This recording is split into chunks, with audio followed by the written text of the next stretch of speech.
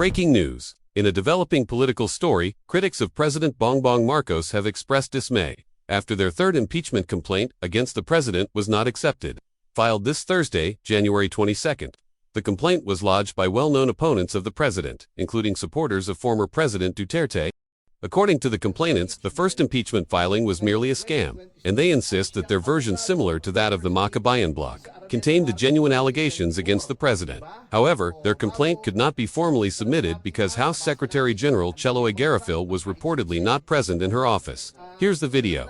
Kaninang umaga, nagkaroon kami ng pag-uusap ng mga kasama sa Makabayan bloc na banggit na sa amin na opisyal na hindi tinanggap yung kanilang impeachment complaint. Kaya kami may prepared statement na kami tungkol dito sa ginawa dahil na-anticipate na namin na talaga magkakaproblema sa mismong pag-file namin. At katulad nga na nangyari at na-anticipate namin, ganun nga. So if I will be allowed to read the statement to be clear, distribute na lang siguro. The refusal of the Office of the Secretary General of the House of Representatives to accept the impeachment complaint is a clear violation of both the rules of the House and the 1987 Philippine Constitution. Under the Constitution, the House of Representatives has the sole power to initiate impeachment proceedings. The rules of the House explicitly provide a ministerial duty for the Office of the Secretary General to receive and record impeachment complaints that are duly filed. There is no discretion given to the Secretary General to reject, screen, delay, or block such filings. By refusing to accept the complaint, the office effectively usurps the constitutional authority of the House itself and denies the Filipino people their only lawful mechanism to raise grievances against a sitting president. If I may repeat that, by refusing, it denies the Filipino people their only lawful mechanism to raise grievances against a sitting president. Impeachment is not a political favor. It is a constitutional right. It is the only formal process through which citizens, through their representatives, can seek accountability from the highest official of the land. To block this process is not merely procedural error. It is a constitutional violation, an obstruction of a lawful remedy, and a direct assault on the people's right to petition government for redress of grievances. The House of Representatives exists to serve the people, not to shield those in power from scrutiny. The rules are clear. The Constitution is clear. The duty is clear. And no office has the authority to silence the people's voice. Maraming salamat po at magandang hapon sa inyong lahat. If I may distribute this. Meron ako idadagdag, sandali lang, dadagdag ko lang. Yung impeachment complaint is actually a people's complaint. Yun lang. So, hindi kailangang pigilan ang reklamo ng taong bayan. It's a people's complaint. It's a constitutional process na nasa constitution natin na pinoprovide para sa ating lahat. Ako naman, wala na akong idadagdag. Okay na yun. Pero masasabi ko hindi tinanggap yung impeachment complaint. Sino? Hindi tinanggap. Hindi, yun nga, sa hindi pagtanggap nila, it is not only a violation of the rules, but of course of the Constitution. At ang mas mahalaga, ito lang kasi ang paraan ng taong bayan na magreklamo sa nakaupong Pangulo. Hindi ka pwedeng mag-file sa ombudsman, hindi ka pwedeng mag-file sa korte. Sa ginawa nilang to, parang tinatanggal nila yung karapatan ng taong bayan na magkaroon ng maayos, legal na pagreklamo doon sa nakikitang problema sa nakaupong presidente. Bakit ginawa nyo rin ba yung ginawa ng Makabayan kanina na nag-iwan ko ng kopya ng constitution? Hindi. Nag-iwan kami. Mag-iwan ba tayo? Ako na ako. Okay. Nag-iwan kami. Pero hindi nila tinanggap. We attempted and we have recorded every possible conversation we had with A copy of your complaint is not inside the office of the secretary. hindi nila tinanggap. We will be discussing this at another time. Ang tingin namin, ang dapat natin pag-usapan ngayon Yung mismong, kasi yung sa maraming pagkakataon sa Korte Suprema, may desisyon na about impeachment complaints. In fact, the recent decision was on the Vice President. At mabigat tong hindi pagtanggap, hindi namin maintindihan. Kasi hindi naman si Secretary General Cheloy ang sinasabi nung Saligang Batas. Ang sinasabi ng Saligang Batas, yung opisina. Dapat i-receive nila yun.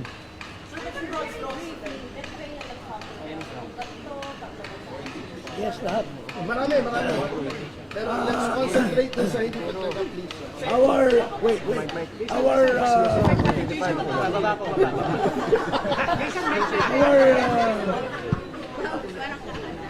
Kasi ako pause eh. Our impeachment complaint encompasses almost all the grounds except for treason and bribery, I guess. But culpable violation of the Constitution, betrayal of public trust, graft and corruption, high crimes. These are all embodied in our complaint against Marcos Jr. Ano yung offenses? Ano yun? Sa ngayon, we will call for a press conference tomorrow Press con kami para i-discuss yung details. Pero sa ngayon, yun yung statement namin. Ang hindi pagtanggap nito, pati yung endorser, kasi may endorser kami nandito. Pero siyempre, tatlo. Siyempre, nung nakita namin, nung na-inform kami na Makabayan Black, and may mga kasama tayo sa Committee on Rules, dun sa nangyari, medyo nagulat na kami. In fact, nakita nyo naman, mali-malita yung dala namin. Pero kung ganito yung mangyari, napakapangit naman. Hindi maganda. Sigurado kami, yung first impeachment complaint is a scam complaint. At yung Makabayan Black, genuine complaint yun. Sinusuportahan din namin yun. Yung complaint namin is a genuine complaint, full of evidences, dapat tinanggap ng Kongreso. Sir, babalik pa kayo dito sa Manila? Hindi kami babalik. Huwag ka muna mag-conclude. More or less tatlo. O ayaw ni Jing ako mag-conclude. Pero pag-isipan pa namin. Pero as of now, dapat it should have been accepted, period. No, they're not. No, they're not. Sir, ilan ang complainants at sino-sino? For the record. Ang mga complainants... Oh, yes, please. Lipat lang muna. Wait lang. Dito ka na. Dito ka na, dito kami. Si attorney na lang pala lumipat. Oh.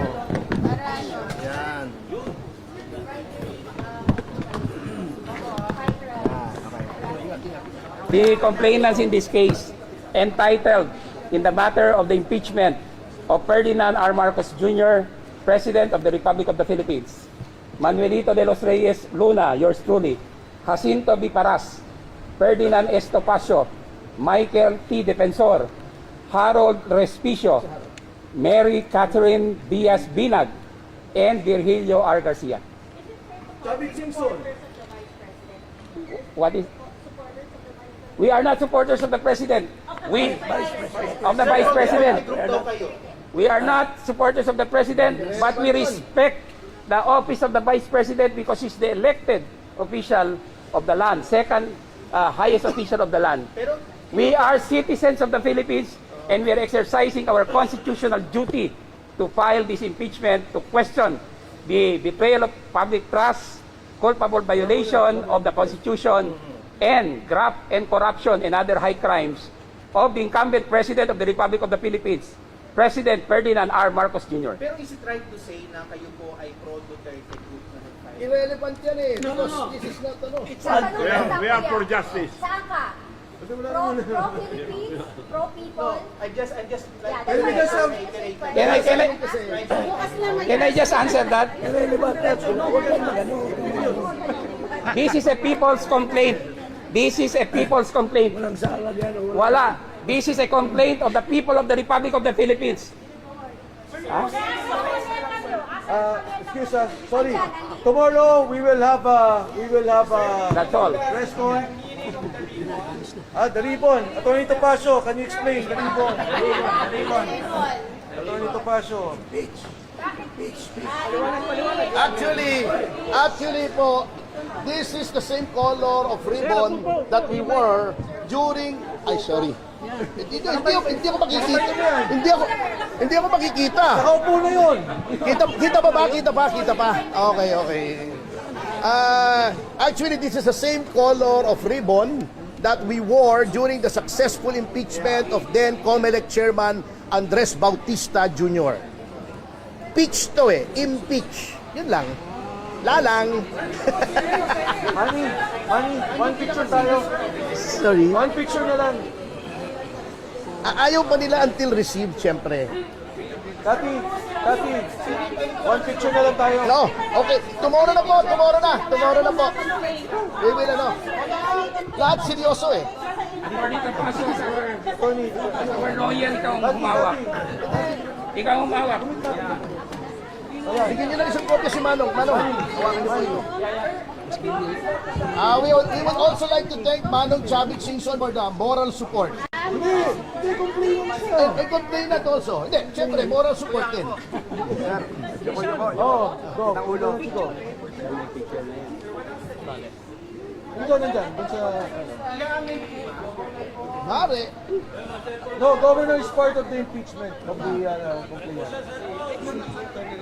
ay, si Ano, pumunta ka muna. Mamaya ka na mag-live kasi. Is the complaint related to the infra budget? All the budget. The entire budget. All the violations. Bukas na po.